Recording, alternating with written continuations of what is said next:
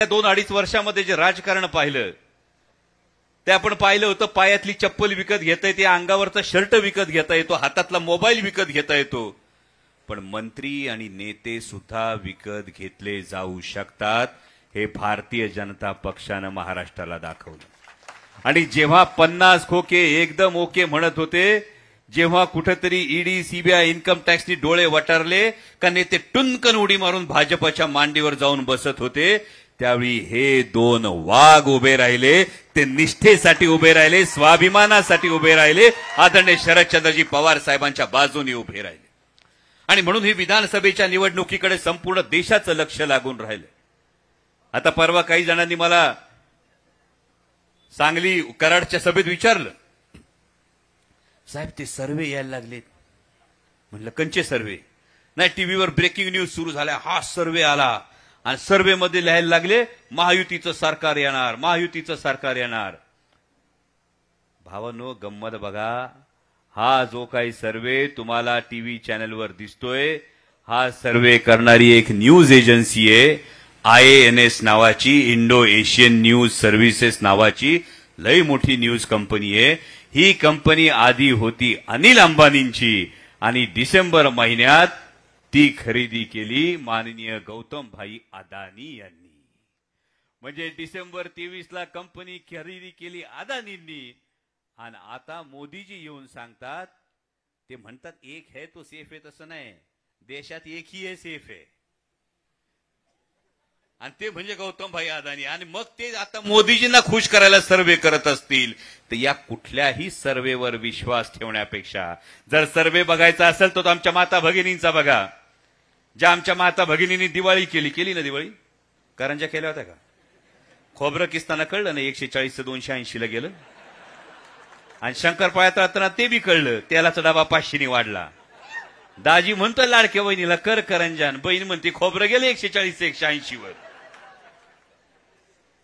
पण ही जी तुमची परिस्थिती निर्माण होते, ही परिस्थिती निर्माण होत असताना आता आमचे तरुण बांधव असतील, तरुण बांधव गेले असतील पाडव्याला मोटरसायकल खरेदी करायला.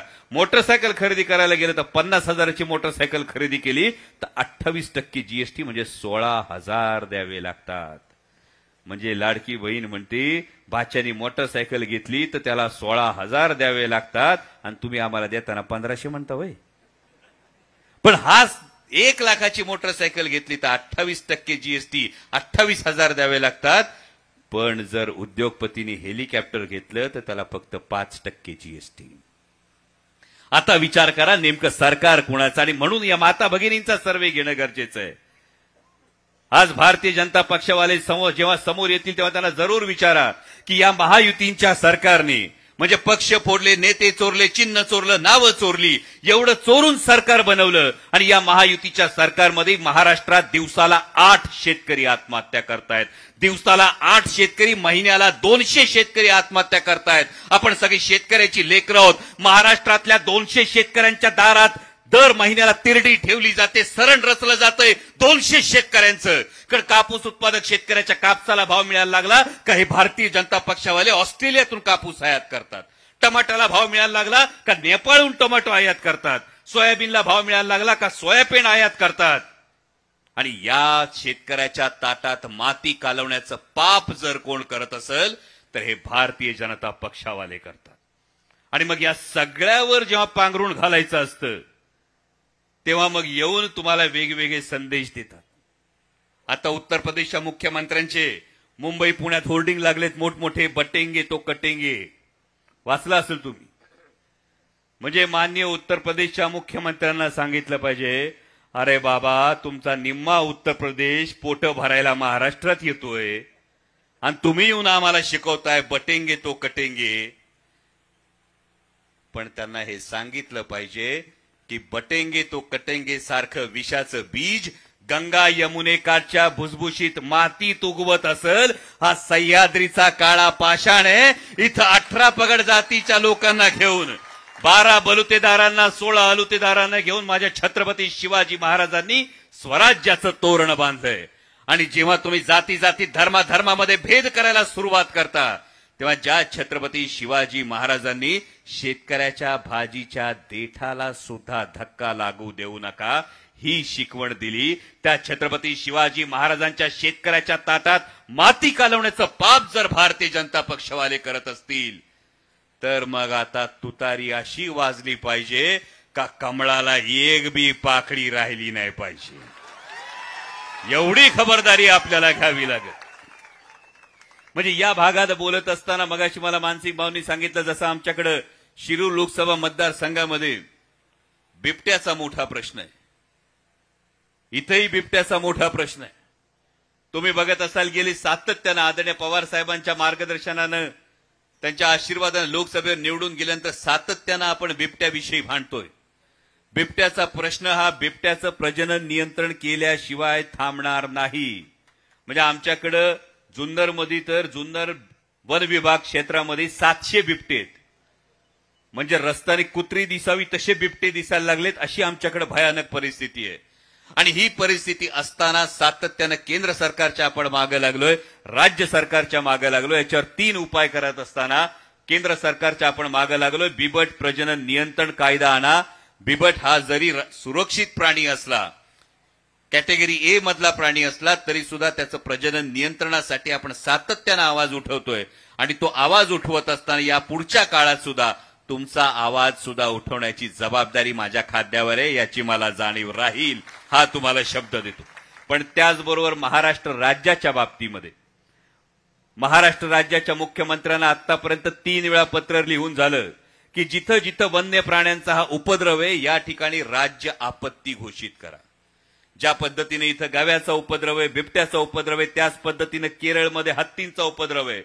केरळ सारखं छोटं राज्य आपत्ती घोषित करू शकतं, पण 50 खोके एकदम ओके करत बसलेल्या सरकारला आपल्याच माणसांच्या जीवाची घेणं देणं नाही, आपल्याच माणसांच्या शेती पाण्याशी घेणं देणं नाही. ही जर परिस्थिती असेल तर मग आता हे सरकार सत्तेतून पाय उतार करणं हे तुमचं माझं कर्तव्य आहे, एवढी गोष्ट लक्षात ठेवा. आणि विशेषतः तुम्ही शिराळा विधानसभेचे मतदार असाल, सांगली जिल्ह्याचे मतदार असाल, त्यांना आवर्जून सांगतो, महाराष्ट्रभर फिरतोय, महाराष्ट्रभर फिरताना एक गोष्ट क्लिअर आहे, एक गोष्ट पक्की आहे, महाविकास आघाडीचं सरकार येणार, ही काळ्या दगडावरची रेग आहे.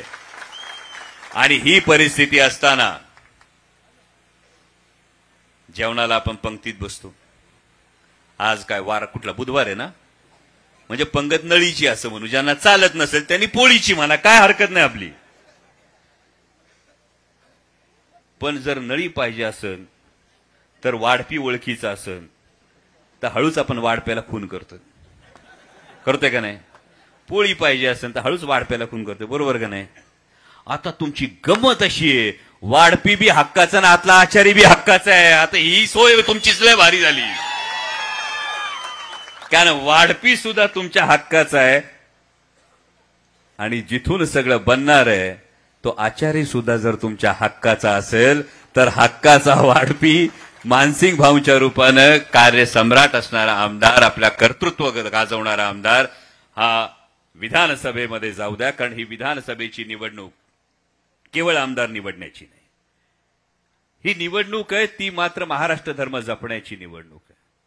म्हणजे 20 तारखेला जेव्हा मतदानाला बाहेर पडाल ना, तेव्हा मतदानाला बाहेर पडताना आपला बाप आठवा, आपला बाप आठवा, ज्या बापानं कष्टानं डोक्यावर छप्पर दिलेलं असतं, कष्टानं भिंती बांधलेल्या असतात, भिंतीचा आडोसा दिलेला असतो, त्यानं शर्टाखाली भोकं पडलेलं बनियन घातलं असतं, पण आपल्या लेकराचं सुख पाहिलेलं असतं. आणि हा बाप आयुष्याच्या संध्याकाळी घराच्या अंगणात बसलेला असतो आणि मागून अख्खच्या अख्खं घर जर एखाद्याने काढून घेतलं तर त्या बापाला काय वाटेल हे फक्त एकदा 20 तारखेला आठवा. आणि आठवा, 20 तारखेची ही निवडणूक आपल्या त्या बापासाठी आहे ज्यांनी 55-60 वर्ष महाराष्ट्राच्या हितासाठी, महाराष्ट्राच्या भल्यासाठी प्रत्येक क्षण वेचला. त्या आदरणीय शरदचंद्रजी पवार साहेबांकडून पक्ष काढून घेतला, चिन्ह काढून घेतलं. आणि आता या निवडणुकीत आपण बापाला हरू द्यायचं नाही, बापाला हरताना पाहायचं नाही. आदरणीय शरदचंद्रजी पवार साहेबांसाठी ही निवडणूक आपल्याला तुतारी वाजवणाऱ्या माणसाचीच करायची आहे. आणि त्यामुळे एवढाच मंत्र देतो, सोपय, ना ई क अक्षर, प वार अक्षर, तू तारी अक्षर, मानसिंग भाऊंचा नंबर, आणि त्यामुळं एवढाच मंत्र देतो, रामकृष्ण हरी. 3 नंबरच्या मानसिंग भाऊंच्या नावासमोरच्या तुतारी वाजवणारा माणूस या चिन्हा समोरचं बटन दाबा आणि विक्रमी मताधिक्यानं सांगली जिल्ह्यातून वाढपी आचारी लक्षात ठेवून जयंत पाटील साहेबांचे हात बळकट करण्यासाठी, पवार साहेबांचे हात बळकट करण्यासाठी प्रचंड मताधिक्याने मानसिंग भाऊंना पुन्हा विधानसभेत पाठवा एवढीच विनंती करतो आणि आपली रजा घेतो. धन्यवाद. जय शिव.